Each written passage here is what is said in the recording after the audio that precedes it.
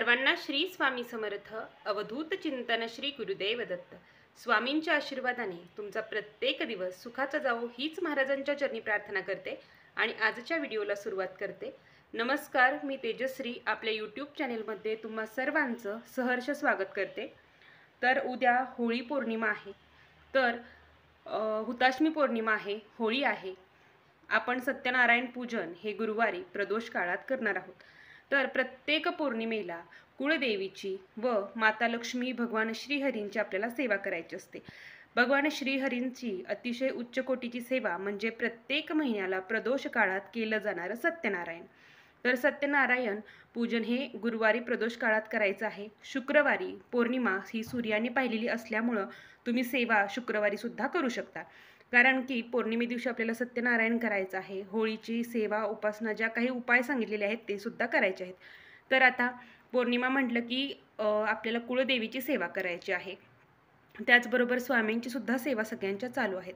तर कुळदेवीची सेवा म्हटलं की येतं ते दुर्गा सप्तशतीचा संपूर्ण पाठ आपल्याला करायचा आहे. तर तो पाठ तुम्ही शुक्रवारी करू शकता किंवा गुरुवारी सुद्धा करू शकता. शुक्रवारी सुद्धा सूर्याने पौर्णिमा पाहिलेली आहे, त्यामुळे उपवास हा शुक्रवारी पकडायचा आहे. तर त्या दिवशी तुम्ही संपूर्ण दुर्गा सप्तशतीचा एक पाठ तुम्हाला करायचा आहे. तर दुर्गा सप्तशतीचा पाठ ही कुळदेवीची सेवा म्हणून आपण करत असतो. 3.5 शक्तिपीठं जी आपली आहे, श्री महाकाली, महालक्ष्मी, महासरस्वती, तर राजराजेश्वरी यांची ही सेवा म्हणजे आपली कुळदेवी कोणतीही असो तरीही आपण दुर्गा सप्तशतीचा पाठ करायचे आहे. जेव्हा आपण याचं पठण करत असतो तेव्हा आपल्या कुळदेवीपर्यंत ती सेवा पोचत असते.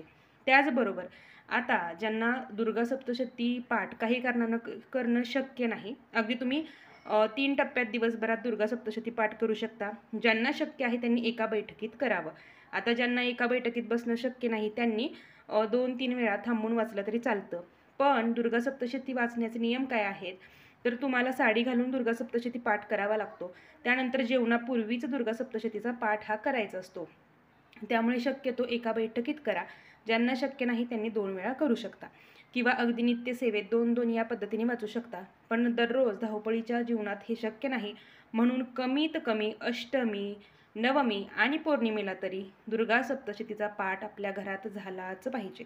त्याचबरोबर आपलं मुख्य प्रवेशद्वार स्वच्छ करायचा, हळदीचं लेपन करायचं आहे. पौर्णिमा आहे आणि मुख्य प्रवेशद्वारावर जे 64 योगिनी यंत्र आपण लावलेलं आहे तर त्याचं सुद्धा पूजन करायचं आहे. आता दुर्गा सप्तशती पाठ करणं ज्यांना शक्य नाही त्यांनी सिद्धकुंजिका स्तोत्र 11 वेळा पठण करायचं. हे भगवान शिवांनी लिहिलेलं आहे आणि याचं महत्त्व खूप आहे. सिद्धकुंजिका स्तोत्र हे एवढं आहे. तर भगवान शिव यामध्ये असं म्हणतात की जे कोणी सिद्धकुंजिका स्तोत्र पठण करतं त्यांना संपूर्ण श्री दुर्गा सप्तशती पाठ वाचल्याचं पुण्य मिळत असतं. त्यामुळे ज्यांना दुर्गा सप्तशती पाठ करणं शक्य नाही त्यांनी सिद्धकुंजिका स्तोत्र 11 वेळा पठण करा. दररोज सुद्धा कसं पठण करावं याचा संपूर्ण डिटेल व्हिडिओ मी यापूर्वी अपलोड केलेला आहे. पण हे वाचायचं याने पाठाचं फळ मिळतो म्हणून दुर्गा सप्तशती पाठ करायचं नाही का, तर नाही. ज्यांना खरंच अडचणी आहेत त्यांनीच सिद्धकुंजिका स्तोत्र वाचा. ज्यांना खरंच दुर्गा सप्तशती पाठ करणं शक्य आहे त्यांनी दुर्गा सप्तशतीचाच पाठ करायचा आहे. त्याचबरोबर आता पौर्णिमा म्हटलं की माता लक्ष्मी आणि भगवान श्रीहरींची सेवा येते, उपासना येते. त्यामध्ये सत्यनारायण पूजन आणि दुसरं म्हणजे आपल्याला आपल्या घरात श्रीयंत्र असेल, माता लक्ष्मीची मूर्ती असेल, तुमच्या कुळदेवीचा फोटो असेल. आता श्रीयंत्रावर माता लक्ष्मीच्या मूर्तीवर फोटोवरती आपल्याला काय करायचं आहे तर कुंकुमार्चन करायचं आहे. कुंकुमार्चन कसं करावं याचे संपूर्ण व्हिडिओ यापूर्वी मी अपलोड केलेले आहेत. तर कुंकुमार्चन श्रीसूक्त म्हणून करू शकता, कमलात्मक मंत्र म्हणून करू शकता किंवा महालक्ष्मीचा लक्ष्मी गायत्री मंत्र म्हणून करू शकता, नवार्णव मंत्र म्हणून करू शकता, श्रीसूक्तला कमलात्मक मंत्र जोडून करू शकता. तुम्हाला ज्या पद्धतीने करता येणं शक्य आहे त्या पद्धतीने करू शकता. फक्त जेव्हा आपण श्रीसूक्त म्हणून कुंकुमार्चन करतो तेव्हा तुम्हाला 11 वेळा, 1 वेळा किंवा कितीही वेळा तुम्ही जरी श्रीसूक्त पठण केलं तरी फलश्रुती ही एकदाच हात जोडून म्हणायची असते. फलश्रुती करताना कुंकुमार्चन थांबवायचं असतं फलश्रुती म्हणताना, याची काळजी घ्यायची आहे. आणि जेव्हा आपण माता लक्ष्मीच्या मूर्तीला, कुळदेवीच्या मूर्तीला किंवा फोटोला कुंकुमार्चन करतो तेव्हा आपल्या कुंकुमार्चन करताना 5ही बोटांनी आपण कुंकुमार्चन करत असतो. पण जेव्हा आपण श्रीयंत्रावरती कुंकुमार्चन करतो तेव्हा श्रीयंत्रावर अंगठ्या शेजारचं अंगठा व करंगळी शेजारचं बोट, ज्याला अनामिका म्हणतात, तर या 2च बोटांनी आपल्याला कुंकुमार्चन करायचं असतं. आणि कुंकुमार्चन कुंकू आपण जेव्हा यंत्रावर टाकतो तेव्हा नमो नमः असं म्हणायचं असतं आणि या पद्धतीने कुंकुमार्चन करावं. त्याचबरोबर श्रीयंत्र घ्यायचं आहे. जिथे तुम्ही देवपूजा करता त्या ठिकाणी पाटावरती श्रीयंत्र ठेवायचं आहे. श्रीयंत्र ठेवल्यानंतर आता श्रीयंत्र तुम्ही जिथे बसणार आहात तिथे श्रीयंत्र ठेवायचं आहे आणि 16 वेळा श्रीसूक्त, 16 वेळा पुरुष सूक्त आणि 16 वेळा व्यंकटेश स्तोत्र हे तुम्हाला 16 वेळाचं पठण करायचं आहे. बघा, सेवेमध्ये कमी अजिबात राहायचं नाही. सेवा ही आपल्याला, आपण देवाकडे काही कमी मागतो का? काही कमी मागत नाही, त्यामुळे सेवासुद्धा कमी करायची नाही. आणि जे कोणी दररोज व्यंकटेश स्तोत्राचं पठण करतं त्यांना अनुभूती आलीच असेल.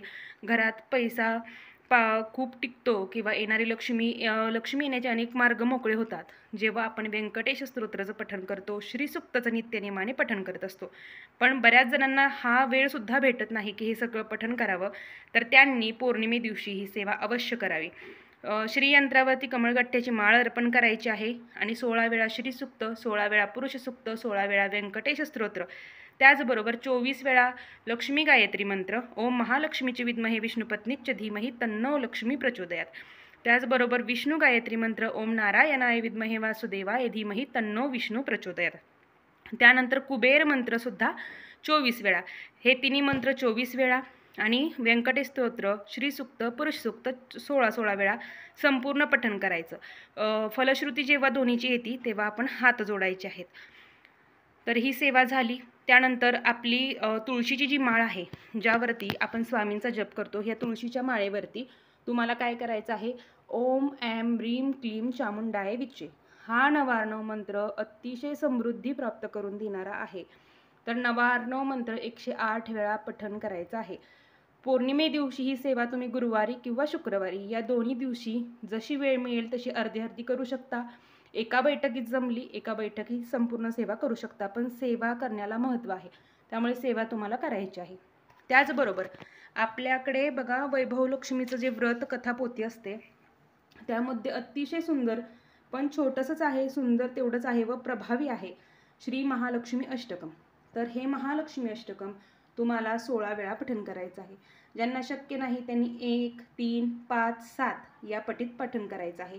अतिशय सुंदर आहे, प्रभावी आहे. दररोज जर तुम्ही सायंकाळच्या वेळेस पठण केलं तर याचा प्रभाव तुम्हाला दिसून येईल. श्री गणेशाय नमः. इंद्र उवाच नमस्तेस्तु महामाये श्रीपीठे सुरपूजिते शंखचक्र गदा हस्ते महालक्ष्मी नमस्तुते. तर हे पठण करायचं आहे. तर याबद्दल एक मी सुंदर सेवा पाठीमागे अपलोड केलेली होती की श्रीयंत्र किंवा महालक्ष्मीची मूर्ती किंवा कुळदेवीच्या टाकावरती 16 लवंग अर्पण करायचे आहेत 16 वेळा महालक्ष्मी अष्टकम म्हणून. तीही सेवा तुम्ही पौर्णिमे दिवशी अवश्य करू शकता. ज्यांना 16 वेळा महालक्ष्मी अष्टकम म्हणणं शक्य नाही त्यांनी 16 वेळा नवार्णव मंत्र ओम ऐं ह्रीं क्लीं चामुंडाय विच्चे हा नवार्णव मंत्र म्हणून सुद्धा कुळदेवीच्या टाकावरती लवंगा अर्पण करू शकता. ती ही खूप सुंदर सेवा आहे. त्या लवंगांचं काड्यामध्ये टाकून खाऊ शकता किंवा असं खाऊ शकता, स्वयंपाकात वगैरे वापरायच्या नाहीत.